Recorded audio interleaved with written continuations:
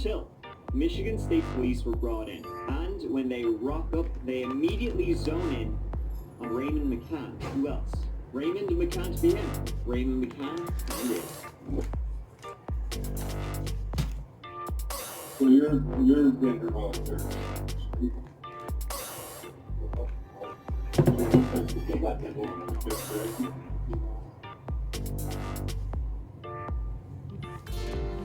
So, and I know you've been talking several times. It should take you long to get over the truth. And I'm not, well, I realize it's been 3 years. Turns out to be a big day.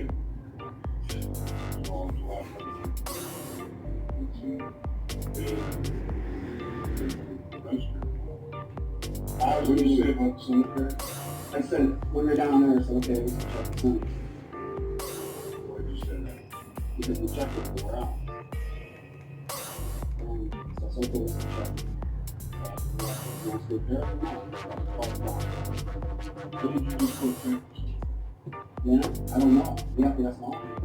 We were driving around, kind of like, we didn't really end up that way, but kind of joking around, because it was just after Halloween. So we checked the cemetery. And then I said, and going away. But we don't go in there. That's one thing I heard that bugged off. I didn't even check. Of course, you're like any other guy, yeah. Just what important was. And that's all bad. Yeah. Kind of interesting wonderful guys. But young girls are really cold. Whether you did it or not, I really have a feeling you go more than Apparently there's some people that have some bad feelings about you.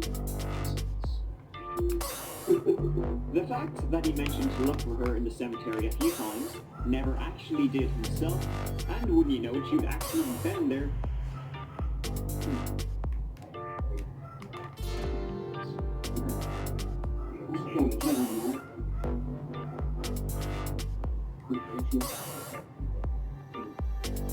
The aim possibly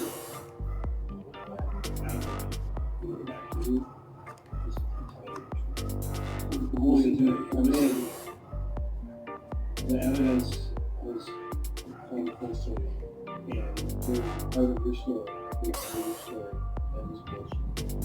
What? Can you tell me? First of all, what are you going to do? You don't know how embarrassing I am because all I've done the whole time is say that you know what I mean? Right. And I'm the lack of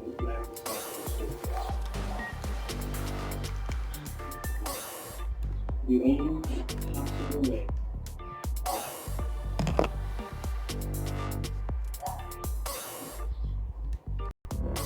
still as a case you're facing this thing is there's no explanation for why it okay, I need you to tell me again what you did during the day. No, that is not true. What do you mean it's not true? I was home playing PlayStation and dicking around the house. That's not true. How? Okay, where was I supposed to be moving? I know exactly where you're going. Tell me who. You actually, that's the problem. Okay? I'm not going to put words into your mouth. We have the whole case here. We have everything out there. Everything is there, and your stuff is wrong. I'm not going to read you how there. Home, I don't know where else was I supposed to be. Where else you were supposed to be that I don't think I want anywhere, Brian. I don't think I, I wish I knew. What do you think is the most important? It should have been running for. I mean, I did with my job. At least I thought I did. It's fun.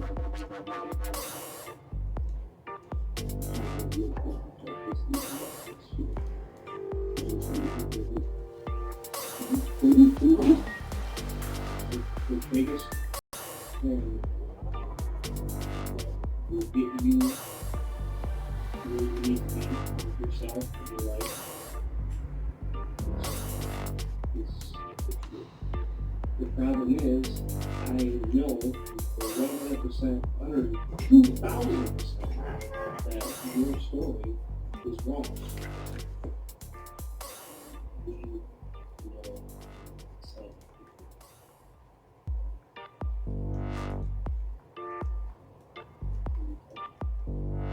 Yeah.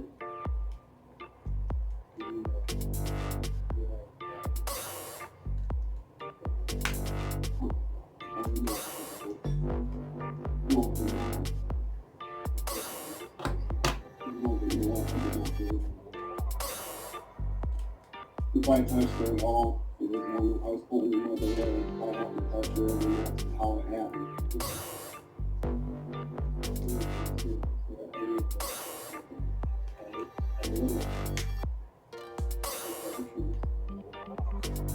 There's absolutely no doubt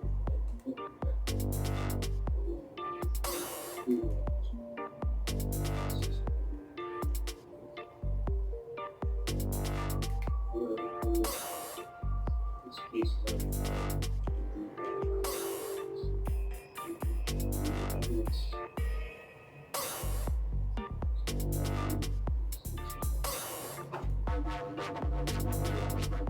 think that you're the greatest person in the world, liar-wise, or whatever, but I'm here to tell you that if you have reached for some help right now, that won't be.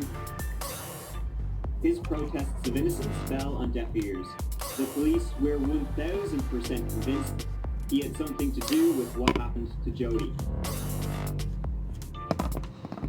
However, after exhaustive interviews spanning months, the detectives pushing and pushing, they eventually had to let him go. They had no evidence, really, other than their suspicions he had done something to Jody. And further years went by. Investigators had more than 1,500 tips and interviewed more than 1,000 people, with no arrests. And the case gets cold. Ice cold, dead cold. However, Jody's mother, Jo, kept the pressure of begging and begging the police not to give up. Why don't you just get through? I don't know what to tell you guys. Listen, I'm trying to. I know you're trying to help me. Why are you over there just trying to help me? And you're trying to get me to, I don't know what you're trying to do. Maybe confess to something I didn't have no power of, and now you're trying to do it again. Listen, paralyzing in your whole country, our lives. And like he just said, we're not going to sit here and share them all with you. Because this is there. Okay? Now you are a good guy. It's accidental. And this is what I'm saying to you. Listen, dude. We can go there. We can fill in the blanks. We know the details. You know, I'm not going to let that. I had nothing to do with this song, okay? And finally, with the police being certain Raymond was involved somehow, somewhere, in what happened to Jody Clark, they arrested and charged him with 5 counts of perjury. They were certain he was lying to them during those interviews. Raymond had said he briefly stopped that night to search at a trailhead near a ruin where kids often hung out, and then he was called away. But a detective claimed that surveillance video recording from a nearby factory showed Raymond was never there, though the video evidence was later suspicious, if not outright lies. The probable cause affidavit stated, McCann's behaviour after the discovery of the victim's body seemed unnatural, and investigators became increasingly suspicious of possible involvement. Furthermore, I am aware that the victim's body contained injuries to both of her wrists, consistent with the application of handcuffs. Given the fact that McCann was a reserve police officer at the time of this incident, he would have access to handcuffs. So basically, Raymond, he was acting weird, after she disappeared. He had that suggestion that she could be in the graveyard, and she was in the graveyard. What else did I have? Oh yeah, he lied a few times in those interviews we conducted years after Jodi Park disappeared. Multiple interviews that were months apart. He said some little squibs in them. Oh yeah, and one more thing. Jodi looked like, she had handcuff marks around her wrists, and Raymond McCann, he was a reserve police officer, and he had access to handcuffs. Because nobody else can get handcuffs. Not gonna lie, that's a pretty strong case there, lads. That was literally all they had. And Raymond McCann was sentenced to 20 months, 20 years in prison. Montgomery, an update to the breaking news we first told you about yesterday at midday. The mother of a Constantine girl found dead more than 6 years ago is now talking for the first time since a former reserve police officer's arrest for perjury in the case. Police arrested Raymond McCann last Friday on perjury charges in the death investigation of 11-year-old Jodi Park. Police are hoping his arrest will lead to more arrests in this case. Jodi's mother and the Parrott family joined together at the press conference today. They said they've known each other for years, actually since Jodi's mother was just 16 years old. Jodi was just 11 years old when she disappeared after she was supposed to return home from a friend's house. And today the family is standing together. Jodi's mom says she just found out about 3 years ago. She started to have suspicions about Ray McCann. McCann is the one that police arrested yesterday after charging him with perjury in this case. He's been a suspect, though, since the beginning. And the mom says that, again, about 3 years ago, she started suspecting him after he acted strangely after Jodi's body was found at a local cemetery here. Let's hear what she had to say at the press conference today. It's kind of bittersweet because, everybody that loves Jodi is glad that the case is moving forward. But most of the McCann family is like family to us. So it's both families are suffering. He pled no contest in the case, but maintained he had nothing to do with her death. And the police very much wanted him to be in prison. See, they were full sure he had murdered young Jodi, and they wanted to try and use this to loosen his lips and build a case against them. They're gonna get him, one way or another, while Raymond's in there, sweating it out. Until more time passes, that is. And something happens.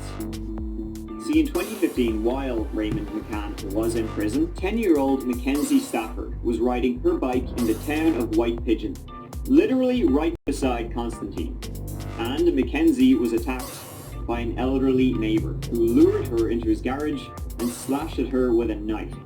She was able to fight him off, kicking and punching him, and escaped the garage. She sprinted the fuck out of there and led the police to 65-year-old granddad Daniel Furlong. He didn't know Raymond. And Raymond said he never met Daniel. No idea who he is. Who's he? Never heard of him. And there's no evidence they had any kind of a relationship or knew each other at all. But that didn't stop the police from... The reason it's thought they may have known each other is that they were both coaches in local sports teams around the same time. And remember, Constantine is 7 minutes from White Pigeon, where Daniel Furlong lived. And altogether, the area has a population of less than 4,000 people. Not a big area. And you might think, coaches of teams, they may have some knowledge of each other. Maybe they weren't in cahoots, but what, they never even heard of each other? Raymond was released from prison after serving 20 months, 1 month after Daniel was arrested. He has since rarely set foot back. How much better I feel when these charges being reversed. But he will never forget what he went through, including the 20 months locked up. It happened so quick. During his first week in prison in Jackson, he says, other inmates had warned him about what happens to child killers. As far as they knew, that's what he was. I was yanked off the top bunk, and I believe I was hit with a padlock and split the top of my head open, and I gouged my eyes out, and it was the pretty much the scariest moment in my life. I was a hostage, not a person, and that's how I felt. What is it that they took from you? Obviously 20 months of freedom. They took a lot from me, the time I lost my family, lost my job, lost everything I've owned. I didn't get to see my son graduate. I was arrested on the day that my grandson was born, so I didn't get to see him for 2 years. His wife divorced him. His son was 12 when this all started. He turned 22 today. McCann has seen him just 3 times since getting out of prison. He didn't expect to see him for his birthday.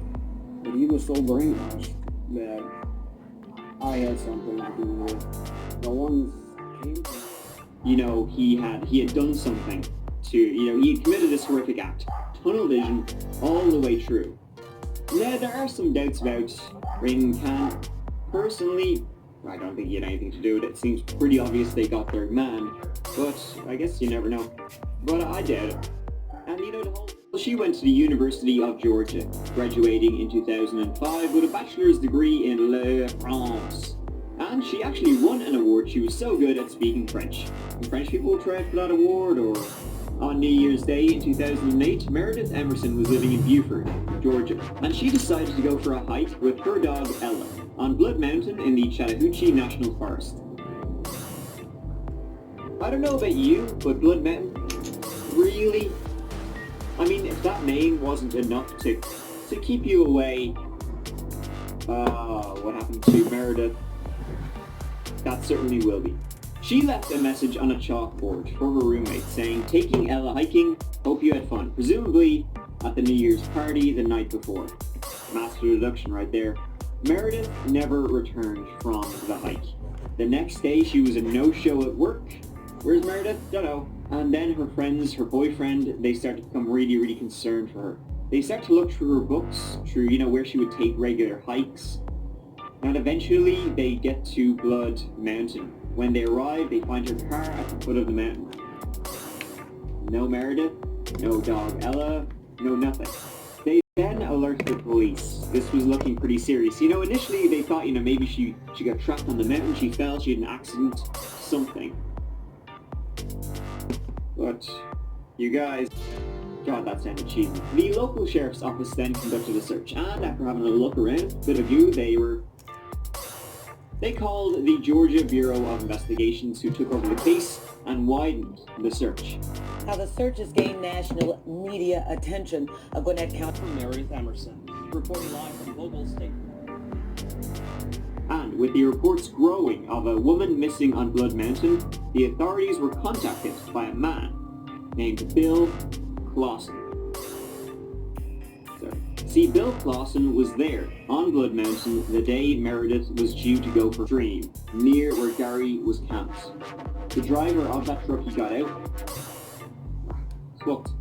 He went over to Gary and was like, "Hey buddy, bro, hands, help, would you want to help me move my truck?" As soon as the guy started walking over towards Gary, Gary was, "Hey buddy, don't come over to my truck, you don't want to look in there."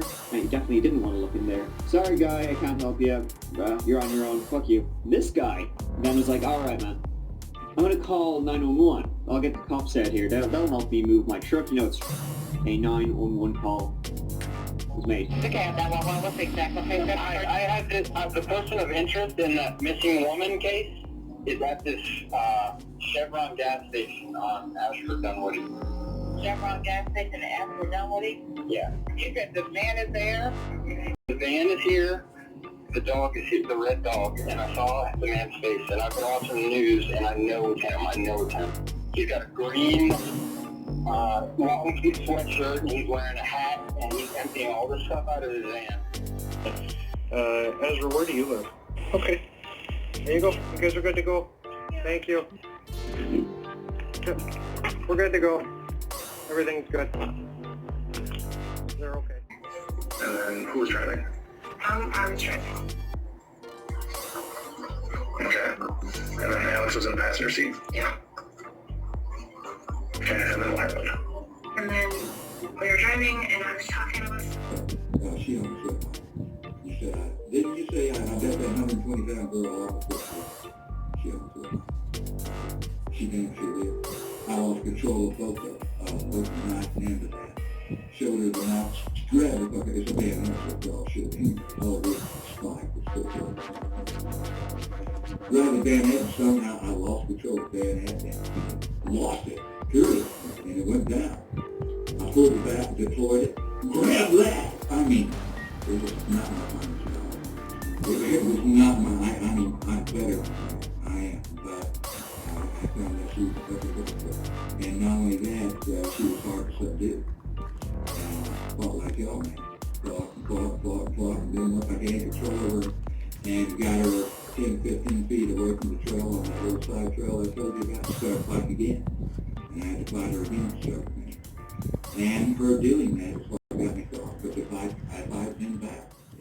He had me go upstairs when I started throwing up. He took me upstairs. Then he put me in his bed and I was throwing up. I just remember a lot of, I don't know, it was a big mess of a bunch of fumbling and stuff. And awful. Did you tell Jason what happened? I told him.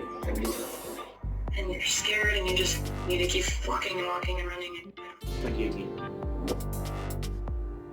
On that day, Jason was at his usual haunt, Racy's coffee shop, when Ezra suddenly showed up.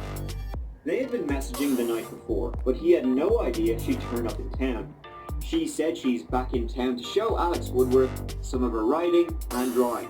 She was getting her life back on track. She then left to go to Alex's house